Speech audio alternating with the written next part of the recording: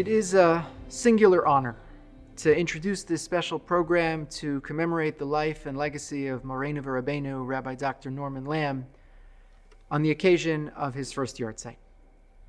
In a moment, you'll hear about some of the extraordinary contributions Rabbi Lamm made to the world of Jewish thought over the course of his lifetime.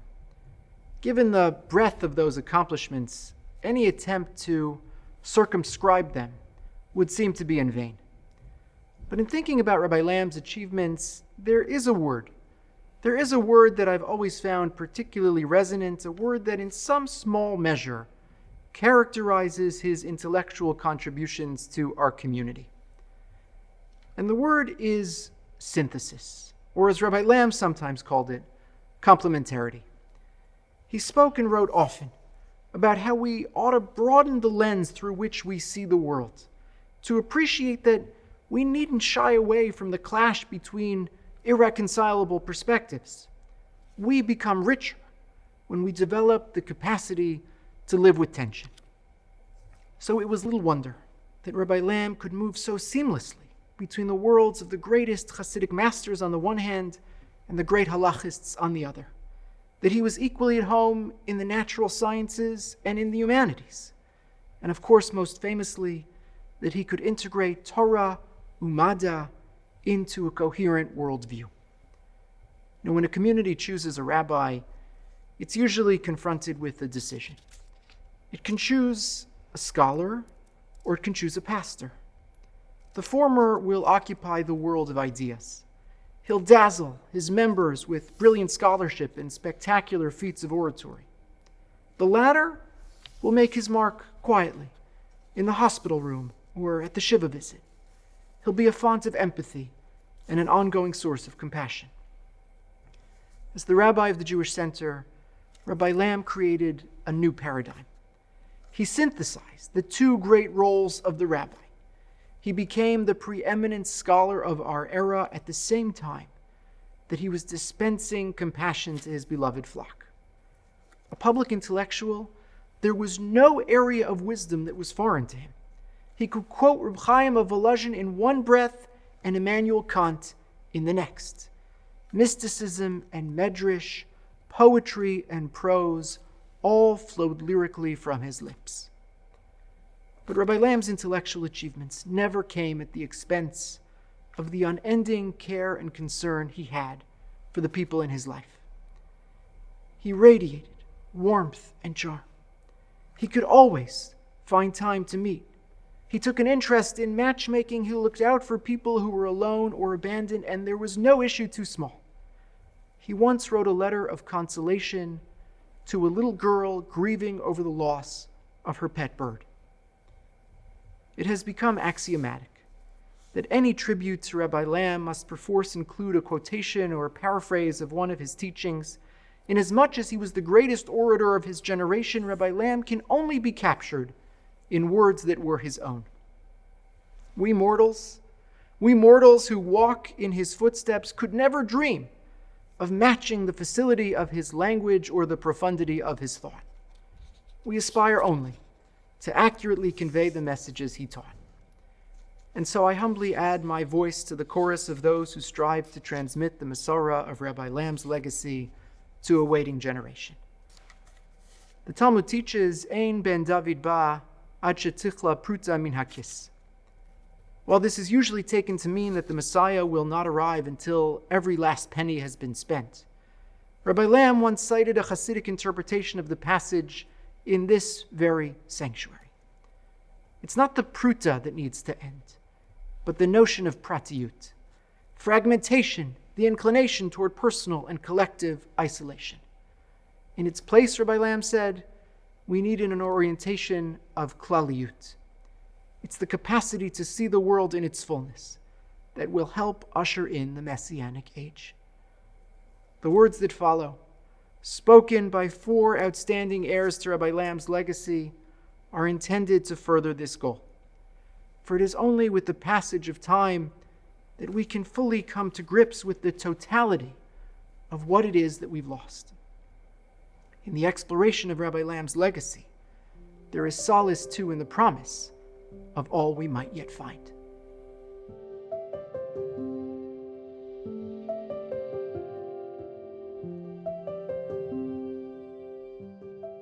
A song and a sermon. Two very different Jews from very different backgrounds, composed at around the same time, profound and prescient meditations on the moral perils of modern communication. I draw on two of my recent tributes to Rabbi Lamm, in commentary and in tradition, in attempting to illustrate why this is so. First, the song. In 1964, a young Jewish boy from Queens rocketed to fame when his lyrics, sung by the songwriter as part of a duo, created one of the most famous phrases in the English language today. The composer was Paul Simon, the duo was Simon and Garfunkel, and the phrase was the sound of silence. Interestingly, when we actually study that song, what emerges is that it's not actually about a world in which there is no noise, but the opposite. It's about a world in which there is too much noise. The sound of silence here is not genuine silence that is heard in solitude. Rather, it refers to the lack of communication that exists in a noisy world, in a commercialized world, in a world of technology. Just look at the lyrics. And in the naked light I saw 10,000 people, maybe more, people talking without speaking, people hearing without listening. To them, Simon pleads in the song, hear my words that I might teach you. Take my arms that I might reach you. But my words, like silent raindrops, fell. By silent, Simon refers to the inability to hear the other in this world. This brings us to the sermon. At almost the very same time, on Yom Kippur in 1965, a young rabbi in a prominent New York synagogue delivered a sermon that he had titled, Divine Silence or a Human Static. The source for his oratorical inspiration was the statement in Avot that B'chol Yom Vayom Bat Kol Yoetzet Mehar Chorev. Every day, a heavenly voice issues forth from Mount Sinai. The question, this rabbi reflected, was obvious. If the voice of God continues to thunder forth, why is it not heard? And his answer was that if we do not hear God in today's day and age, it is not because God is not speaking, but rather because, quote, we are too busy talking. We are, he said, too involved in many other things that are inconsequential and meaningless. Our society is too wordy. We are drowned in the verbosity of our mass media of communication. Words, he said, come to us not in sentences, but in veritable torrents from mass media, end quote. Here too, his message was the same. What seems to be the sound of silence is actually the inability to hear God in the modern world. Now, of course, the author of Torah U'Madah did not reject single-mindedly the achievements of modernity. Rather, For Rabbi Lamm, the sin of our age was to refuse to seek to sanctify these achievements, to bring God into the modern world. As Rabbi Lamm put it in a separate sermon, quote, "We have eaten of the tree of knowledge like no generation before us, and we have found the fruits bitter, for such is the taste of radioactive ash.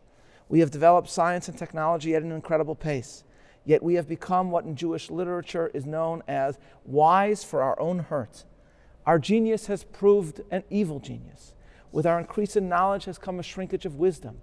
With the conquest of the universe, we have discovered that we have let our own lives lie fallow. Learning to make a living, we have forgotten how to live. Exploring outer space, we have ignored the thunderous silence of our inner space and inner void." As I wrote in commentary, to return to words such as these from the rabbi who delivered them, which is of course Rabbi Norman Lamm, is to discover homiletics as a lost art. It was in the 1980s that presidential speechwriter Peggy Noonan reflected that, quote, "The irony of modern speeches is that as our ability to disseminate them has exploded, nevertheless their quality has declined. Why?" she writes. "Lots of reasons, including that we as a nation no longer learn the rhythms of public utterance from Shakespeare and the Bible," end quote.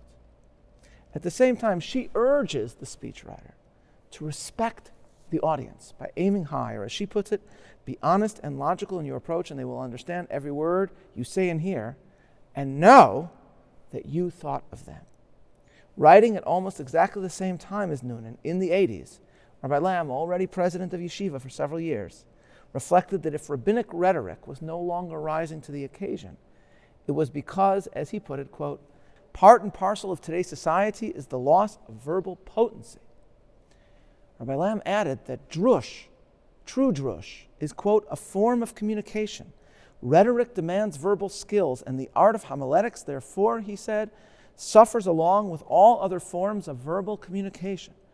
Even if one is endowed with the requisite talents of imagination in interpreting a text, he lacks the skills needed to express himself," end quote. Peggy Noonan further noted that today, people look for the soundbite in the speech, the one phrase that will make the news. But what's missed, she adds, is that, as she puts it, quote, "Great soundbites happen by accident," which is to say all great soundbites are yielded up inevitably as the natural expression of the text. That's what she says. And to give one example, everyone knows the last words of Lincoln's second inaugural, but they are yielded by the theology of his argument presented throughout the speech. "The Civil War," Lincoln said, "was God's punishment for slavery. In this crime, all America is complicit, and therefore all America has suffered." And that yields up what today would be called the soundbite, with malice toward none, with charity for all, with firmness in the right, as God gives us to see the right. Rabbi Lamm's sermons also contain exquisite soundbites. Learning to make a living, we have forgotten how to live. But they are an extension of the beauty and the substance of the larger message. The entire composition in every drasha was created so that he would not merely emote at his audience, but speak with them, so that for one moment, through his words, God's voice from Sinai would penetrate the human static of our modern world. I have referred to Rabbi Lamm as history's greatest composer of drashot in English.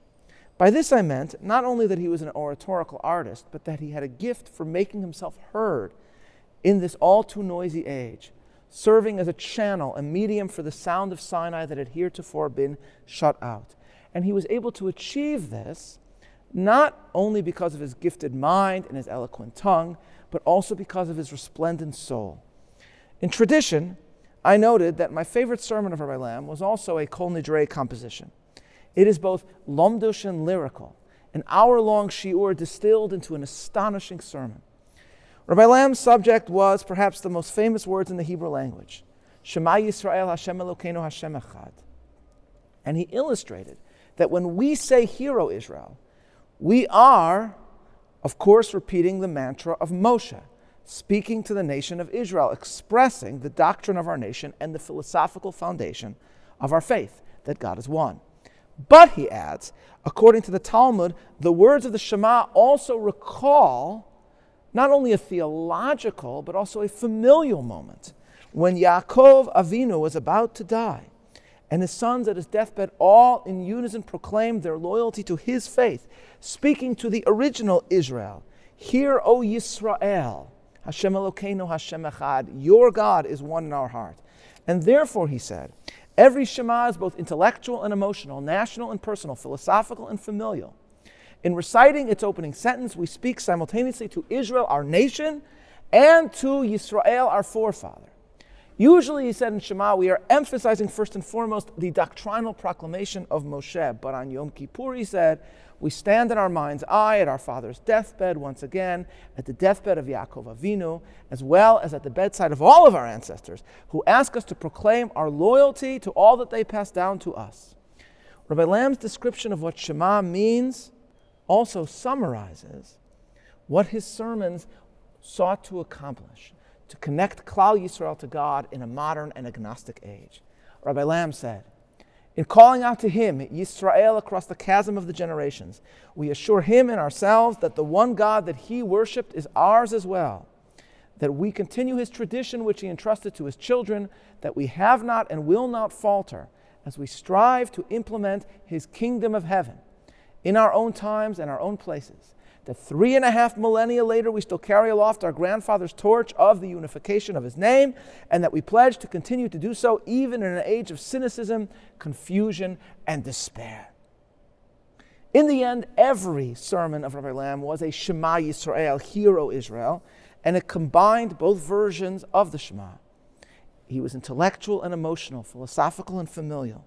This was the source of his success.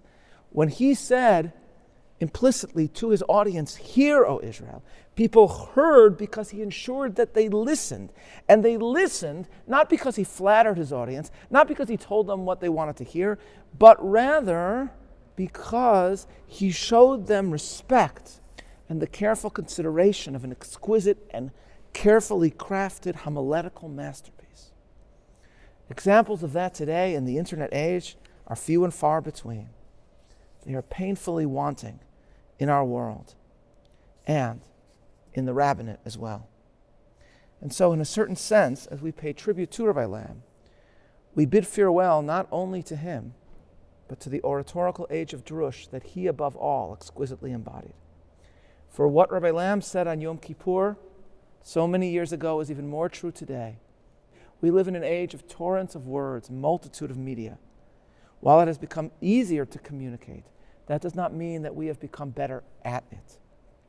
Rabbi Lamm reminds rabbis, and really anyone in a public position, that particularly when in a digital medium, whatever we say and write can be preserved forever, it is our obligation to weigh every word and carefully fashion every phrase.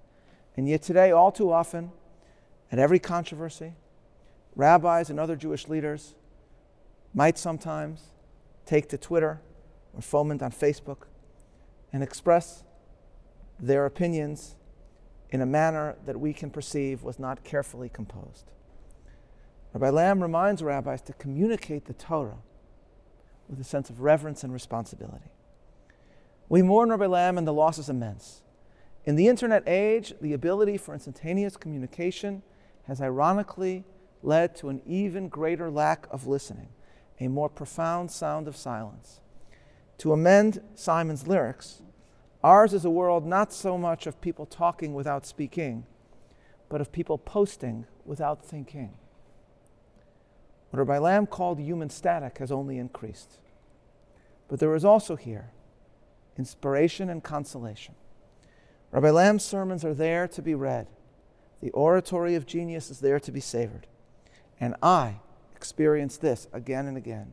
And I can guarantee that as you read the words composed with so much care, then the sound of Sinai will make itself known. And for those who knew him, Rabbi Lamm's voice will also be heard again.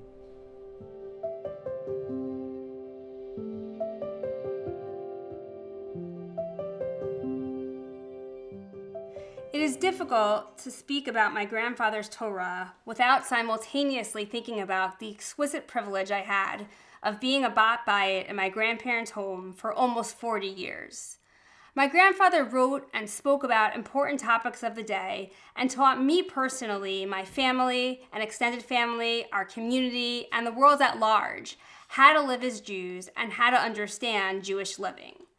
And while he was on the public stage, it was not just an act. I know that because I was privileged to have a front row seat at their table, and for that, I am beyond grateful. The topic that we'll explore today, his work about Taharat HaMishpacha, the laws of family purity, entitled A Hedge of Roses, is, as we will see, a reflection of his philosophy regarding what the Jewish home can and should be. And I'm thankful to Hashem for the truly exceptional fortune of spending so much time in that home. A Hedge of Roses is actually often viewed as an apologetic work that my grandfather composed in the 1960s to promote the observance of the laws of Taharat HaMishpacha, which at that time were largely not observed in modern Orthodox circles. And it defends the laws of Taharat HaMishpacha by presenting specific ways in which they can enhance the marriage and by highlighting how their observance can ground the relationship in broader human and Jewish values. And one of the questions that I've thought a lot about in my capacity as a Yoetzet and as a college teacher in the past decade is, does this book still have a place on the bookshelf of a 2021 couple? Is there still a need for expositions on the laws of Taharat HaMishpacha that can serve as motivations for observance? Are the questions that modern couples are contending with addressed by writings such as A Hedge of Roses? And this question can and should be addressed from a psychosocial and cultural perspective. Today, though, I would like to address the question of this work's relevance from a different angle, from the vantage point of Jewish thought. And this really requires a re-examination of this premise that it is merely a work of apologetics. And we'll do this by analyzing it in tandem with my grandfather's other writings, looking at it from a wide-angle lens, and what we will see is that A Hedge of Roses is actually one of many expressions of my grandfather's broader philosophy about the role of Jewish law in protecting and safeguarding all human relationships. The linchpin of A Hedge of Roses, I believe, is actually really found in another sermon from 1967 entitled Love and Law from Parshat Ki Teitzei, and was subsequently republished in his work 70 Faces. And there, he even invokes the Hedge of Roses image, which is strikingly absent from the book itself. And he writes, "It is because of Judaism's concern for the integrity of marriage and home that it legislates on such matters. In fact, the more important the subject, the more does Judaism hedge it about with laws. It is because marriage is so sacred and sexuality so sensitive that Torah prefers to protect it by law rather than wax poetical about it romantically." So here he suggests that law is necessary to guard relationships and that reliance on fickle emotions such as love is simply insufficient. To test this thesis, first we will explore some of his writings on marriage, and then we'll examine some sermons in which he discusses other relationships as well. In combing through the writings on marriage, I found at least 5 ways in which he believes that the presence of halacha serves to protect the relationship. In his sermon Love and Law, he writes, "Jewish law creates the conditions under which law can flourish in human relationships, and under which people can live humanely with each other, even if they do not attain love." He quotes Ramban's interpretation of V'ahavta l'reacha kamocha, one should love his neighbor like himself, as he does in many contexts, as an injunction to act lovingly towards one's neighbor, as opposed to love one's neighbor as himself. He essentially believes that law enters in to ensure that one's actions are appropriate and that they promote a sustained and moral relationship even in the absence of love. And this happens because halacha demands that we act in accordance with the value and not necessarily with the emotion of love. A second way that he suggests that law shields the marital bond is by enhancing the relationship and even restoring it to its emotional ideal through legislating loving actions.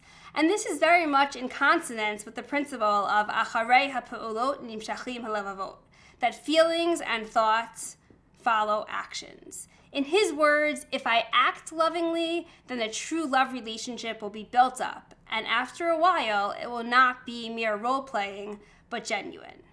This idea actually dovetails with some of the specific benefits that he enumerates in A Hedge of Roses that can be accrued by observing the 11 or 12-day minimum days of separation.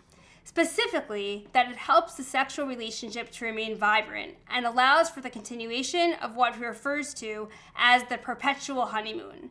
In his words, the drama of love without sexual contact, followed by the loving union of husband and wife. So far we've explored two ways that he believes that law protects love. First, it ensures that the couple treat each other appropriately, and second, it can even help to facilitate loving emotions. And his focus on the primacy of loving actions versus loving emotions is noteworthy in light of the numerous other places in his sermons where he addresses the fleeting nature of love. While he was writing and sermonizing in the 1960s culture of free love, it seems that his emphasis on this was not merely reactionary to the events and culture of his times. His writings are replete with reflections garnered from his pastoral experience on the lack of seriousness and romantic delusions with which couples approached marriage. And he shares that many were not entering marriages with the thought that this endeavor deserves because they were swept up in emotion. In A Hedge of Roses, he responds to the age-old challenge, can't I just create my own laws of separation and achieve the same goal? To which he replies, no voluntary separation can ever be as effective as one which is mutually accepted as religiously binding. It is this codified tradition, he says, this obligatory law that has bestowed the gift of stability upon the Jewish family. And while not everyone might experience this third suggestion for how law safeguards love, I believe that his point is that having halacha as a third party to lay down parameters is helpful in creating structure and stability by eliminating a lot of the negotiation that happens when it's just my approach versus your approach. In his words, it is this which facilitates the perpetuation of the Jewish home and thus the perpetuation of Jewish tradition. Finally, a fourth contribution of law, and in particular of the many intricate details of marriage and divorce, is to remind the couple about the import and consequences of the marital relationship. So we've seen 4 reasons for how law safeguards love. It ensures appropriate interactions. It can even enhance the love in the relationship. It ensures stability, and it reminds us about the seriousness of the marital relationship. Let us now turn our attention to other of my grandfather's works, which demonstrate that he believed that law plays a critical role in the safeguarding of all relationships, not just marriage. The first example is local to the interpersonal relationship. In his sermon, Can I Love My Neighbor If I Hate Myself, from 1964, he presents the debate between Rabbi Akiva and Ben Azai with regarding what the most central principle in the Torah is. Rabbi Akiva famously asserts that v'ahavta l'reacha kamocha, one should love his neighbor like himself, is most important. While Ben Azai objects and argues, no, b'dmut Elokim asa oto zeh klal gadol mizeh. All men are created in the image of God is a greater principle than this. He explains the position of Ben Azai as follows. For were we to rely only on love thy neighbor as thyself, then a man might say, since I have been disgraced, let my fellow man be disgraced with me. Since I am accursed, let my fellow man be accursed. My grandfather observed that our emotions regarding ourselves are too flighty and fickle to guide interpersonal interactions. Loving a neighbor as one loves himself is therefore an unstable criteria for mandating interpersonal behavior. Therefore, he interprets Ben Azai's position to mean that the way in which we operate in the world at large, and certainly the way in which we treat others, must be based on a fixed principle that can weather all emotional storms. Hence the position of Ben Azai. A second example appears in The Makings of Man from Parshat Korach 1961, where he extends his theory about the power of law as a protective mechanism to society at large. In discussing Korach's rebellion, he suggests that both rebelliousness and conformism are necessary personality traits. Regarding rebelliousness, he writes, rebellion implies a protest against stagnation, the promise of discovery, the quest for something new and more wholesome. Without the element of rebelliousness, the soul ceases to speak, the spirit is somber and silent as a cemetery. Regarding conformism, he writes, without conformism, there can be no love. For in love, the two lovers must conform to each other's wishes, needs, and demands. The conformist, by restraining his will, allows law to operate and order to prevail. Without conformism, there can be neither society nor government, neither halacha nor traffic regulation. So not only does he suggest that conformism is a prerequisite for functional relationships, but that it's necessary for the prevalence of order in society at large. There is a place for rebelliousness, for one to act based on passion. But alone, this creates chaos. Conformism, fidelity to fixed laws, sometimes even entailing the quashing of one's emotions, is critical for preserving order in society. So we've elaborated upon this thesis statement that appears in Love and Law by reviewing his works and exploring 4 ways in which law protects marriage. We've seen an example of how law protects other relationships, Ben Azai's position, B'dmut Elokim Asa Oto. And we've seen an example in his sermon about Korach, about how law protects society and about the value of conformism. The common thread that runs throughout is that emotion has 2 sides. It can create deep and powerful relationships, but can also destroy if it is not balanced by law. In his words, without law, love conquers all, but also destroys all, including itself. This is true on all 3 levels of these relationships. So is A Hedge of Roses a mere work of apologetics? Does it have a rightful place in the library of today's couples? At the very least, from the vantage point of Jewish thought, of which my grandfather here, as always, draws on Torah as well as the best of secular wisdom, I believe it does. Viewed in the context of his canon, what really emerges is that A Hedge of Roses is a meditation on the supreme value of relationships in Jewish thought, with a focus on the lengths to which halacha goes to safeguard particularly sacred and vulnerable relationships, such as marriage. May we all merit to reap the benefits of the halachic parameters that hedge all of our various relationships and that ensure the functioning of society at large. And on a personal note, I pray to Hashem that myself and my family, who were privileged to have seats at my grandparents' table for so many years, can emulate the values that they taught us through creating the Lamm family home.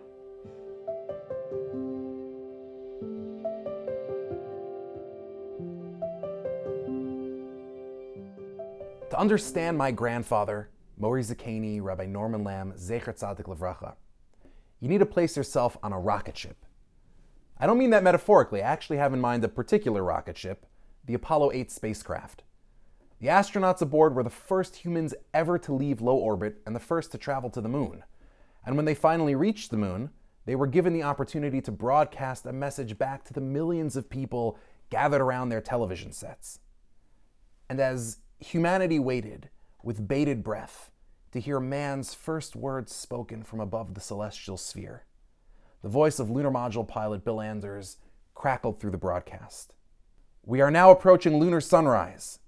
And for all the people back on Earth, the crew of Apollo 8 has a message that we would like to send to you. In the beginning, God created the heaven and the earth. And the earth was without form and void, and darkness was upon the face of the deep. And the Spirit of God moved upon the face of the waters. And God said, "Let there be light." Anders, eventually followed by Jim Lovell and Commander Frank Berman, simply read the opening verses of Sefer Bereshis, the book of Genesis. And so it was that at the very outset of my grandfather's prime, on December 24th, 1968, a mere 5 days after his 41st birthday, that my grandfather saw the literal fulfillment of the psalmist's declaration, Hashamayim mesaprim kvod kel, umase yadav magid arakia, the heavens declare the glory of God, and the firmament showeth his handiwork. For thousands of years, Our people maintain the courage of our conviction that the Torah is essential wisdom for ensuring the moral excellence of humankind, but we had nearly always been telling this to ourselves. But here, at the very apex of human technological achievement, was an unparalleled demonstration of devotion to the tradition of which we are stewards. More than anything, this moment was a clarion call to the Jewish people to be worthy of the moment.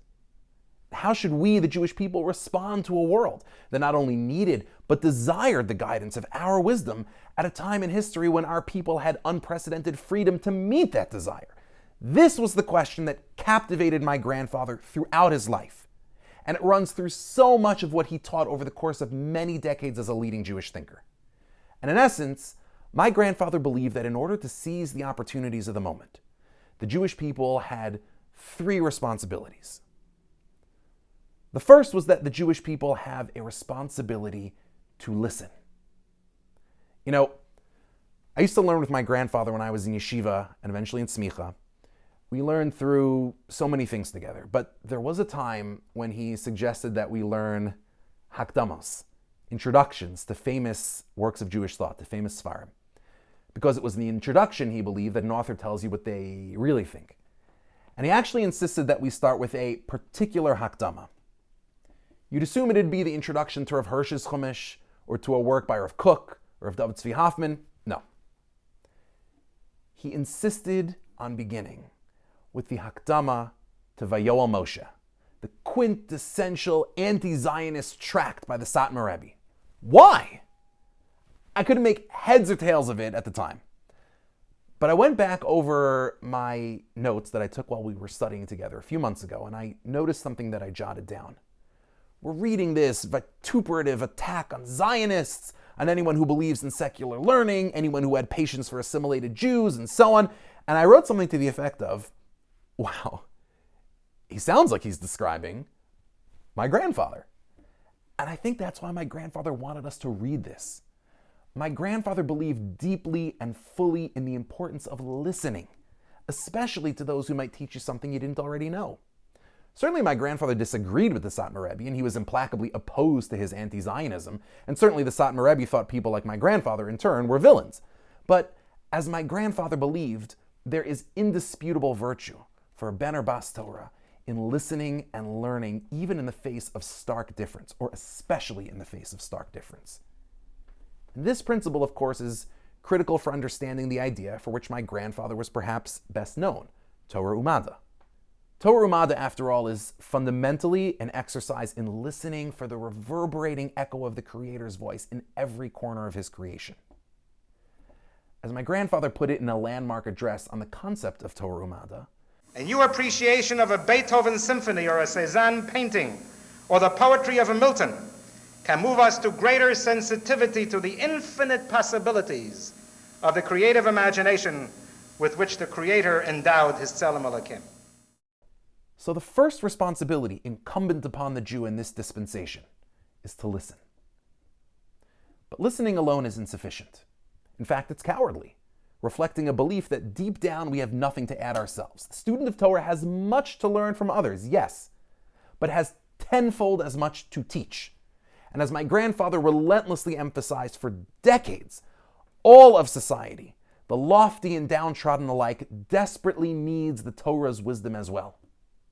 The Torah, as my grandfather understood, is civilization's best hope.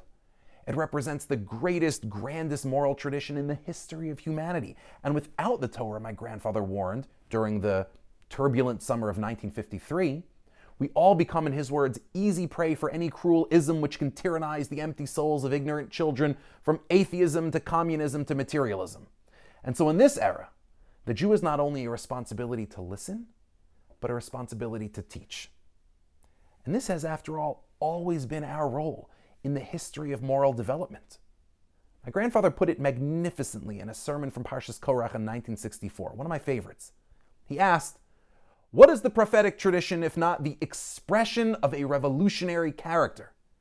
It had its genesis in Abraham, who was an iconoclast. It reached its heights in Moses, who defied Pharaoh and both the military might and cultural hegemony of Egypt. For 3,500 years, my grandfather said, Judaism has been out of step with the world and has thus managed to be its repository of sanity and sanctity.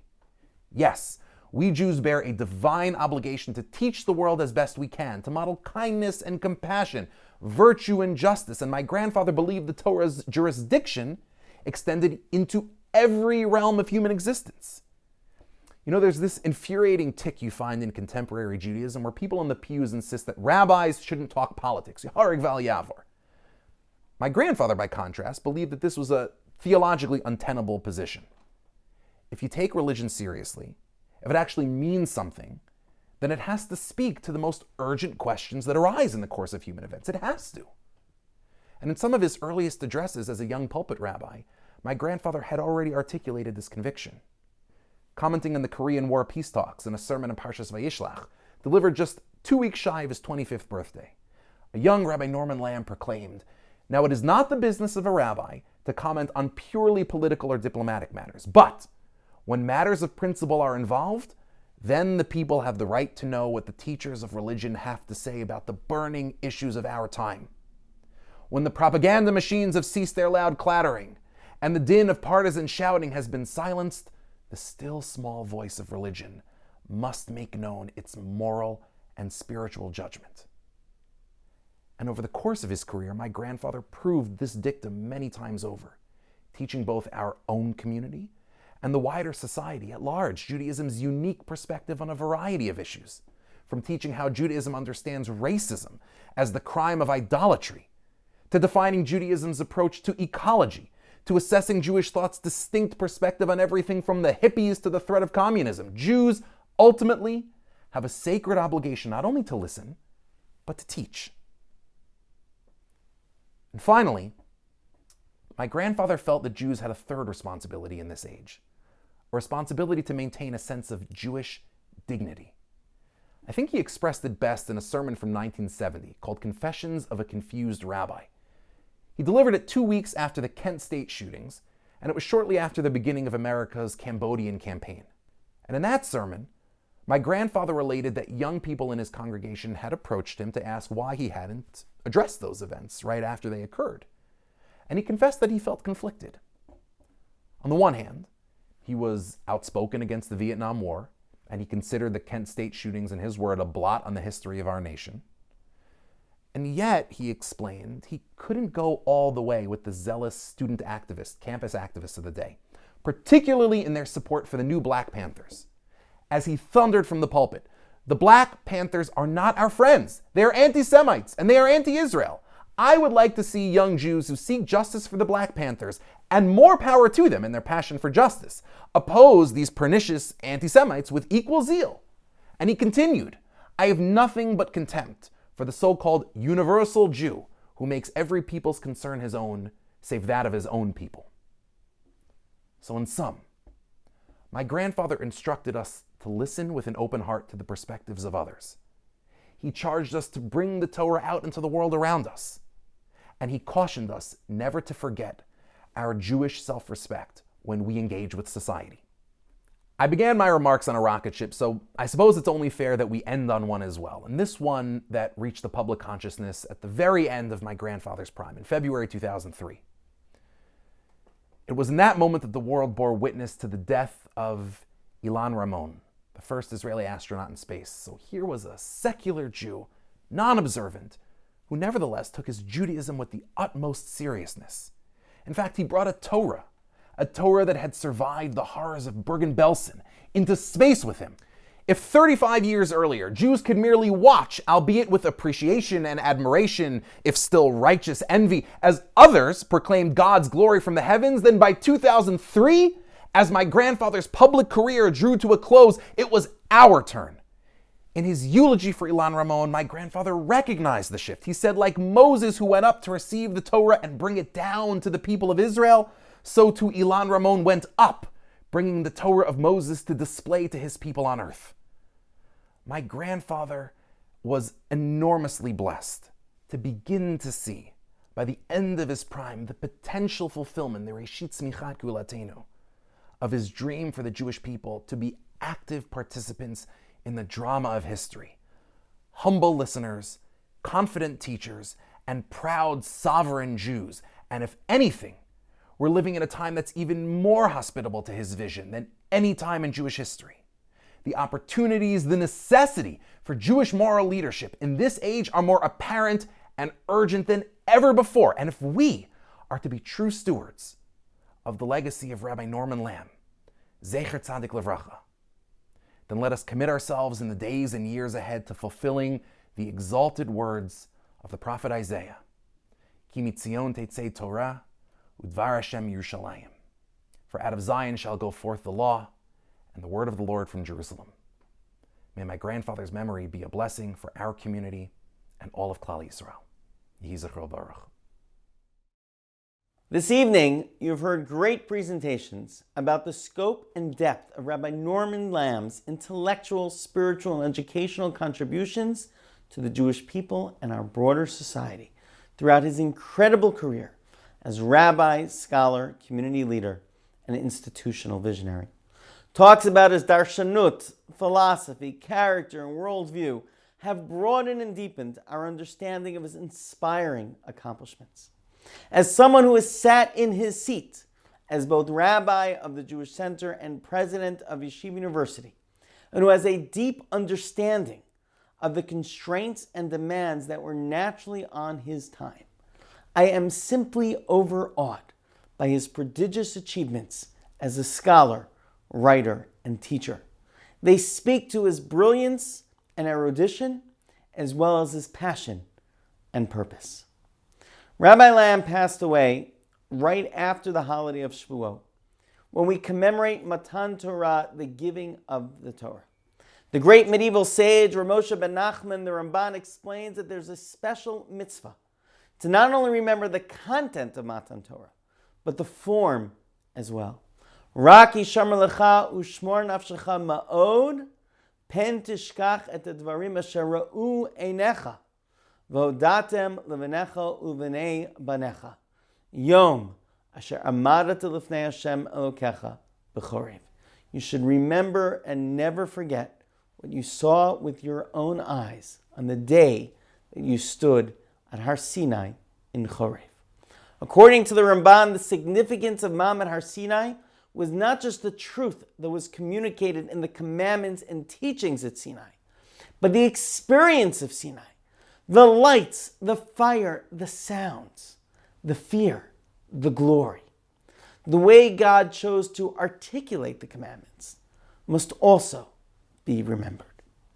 Being a student of Rabbi Lamm was a Sinai-like experience, both enlightening and inspiring, in form and content. In my hesped for him, I likened Rabbi Lamm to both an artist and an architect. As the premier expositor of our community's worldview, Rabbi Lamm was a rabbinic artist. He was the most articulate, eloquent, compelling speaker in the Jewish world. For Rabbi Lamm, the speech was a work of art. Every word was selected, every moment chosen. In my years as a young rabbi, I would regularly meet with him in his office and his apartment, and he would impart to me his Torah and life lessons with careful attention on creating a compelling experience. Cadence, rhythm, beat created a music to his words, which carried and elevated all who heard him. Rabbi Lamm's mastery was otherworldly. Everyone loved his talks, but they did not truly understand why. He was playing in another dimension that people did not even know existed. But Rabbi Lamm was not simply an artist. He was also an architect. His vast intellect and penetrating scholarship, bringing together sources from all fields of knowledge, anchored modern life into our values and taught us how we can grow from the interchange of history's great ideas. The ideas he invented, the concepts he clarified, the phrases he coined, became part of the Jewish landscape and lexicon of the day. Spiritual dignity, sensuous orthodoxy, moderation, synthesis, and Torah Umada. He created the Jewish conceptual, spiritual, and moral scaffolding that enabled our community to succeed and thrive as Torah Jews in the modern era. Samuel Taylor Coleridge famously said that the principle of Gothic architecture is infinity made imaginable. This is what Rabbi Lamm did for us. He translated the infinity, the Torah, wisdom, truth, into the imaginable, in terms and concepts and ideas we can understand and appreciate, and into institutions and communities that would perpetuate them. As an artist, Rabbi Lamm inspired us to soar to the heavens. As an architect, he brought heaven down to us. Rabbi Lamm's enormous success as president of Yeshiva University all stemmed from this core belief in the power of ideas to shape an institution and change a world. He transformed our institution into his canvas, perpetuating and institutionalizing his vision, which inspired great philanthropists to donate their resources, great rabbis and academicians to partner in the project, and generations upon generations of students to be shaped by his values and ideals. The Talmud explains that every grandfather who teaches his grandchild Torah continues the revelation of Sinai. Amar Rabbi Shua ben Levi, kol malamed et ben beno Torah, ma la makatuv ki'ilu kibla mehar Sinai. Shenemar va'adatem levanecha levanei banecha, v'samach yom asher amarata lifnei Hashem Elokecha b'chori. Rabbi Shua ben Levi says, anyone who teaches his grandson Torah, the verse ascribes him credit as though he received it from Mount Sinai. And the Gemara quotes this pasuk, that you should make it known to your sons and your sons' sons, which is juxtaposed to the phrase, the day when you stood before the Lord your God in Chorev. And this is the third way in which hearing and studying Rabbi Lamm's words is a Sinai-like experience. It's the form, it's the content, but also the endurance.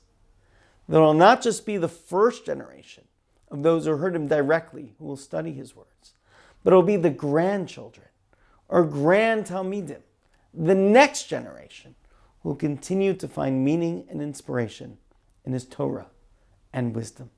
Tonight's program, reflecting the depth and breadth of Rabbi Lamm's teachings, is a reflection of this aspect.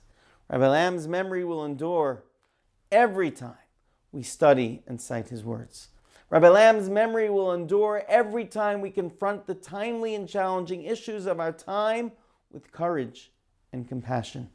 Rabbi Lamm's memory will endure every time we articulate the resounding message of Torah in a way that respects and elevates all who are participants in the conversation. Rabbi Lamm will endure because we, his students, who have been shaped by him, continue his work and perpetuate his legacy. Tehei Nishmato Baruch. May his memory be for a blessing.